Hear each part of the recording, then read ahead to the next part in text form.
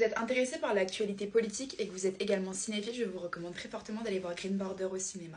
C'est un film de fiction basé sur des faits réels en cours. Essayez de vous donner un contexte sans pour autant spoiler. Le dirigeant de la Biélorussie, Alexandre Loukachenko, promet aux migrants issus des guerres De Syrie, l'Irak et de l'Afghanistan, j'ai raconté n'importe quoi, Soji. d'entrer en Europe par la frontière polonaise de manière facile.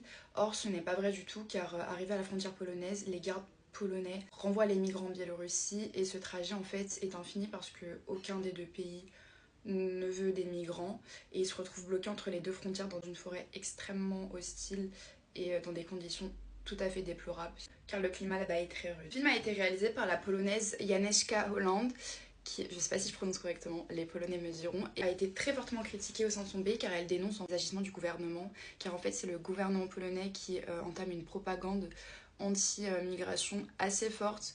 Mais on va le voir, c'est contradictoire parce qu'en parallèle, à une centaine de kilomètres de cette frontière biélorusse-polonaise, à la frontière ukrainienne et polonaise, les migrants sont accueillis d'une toute autre manière.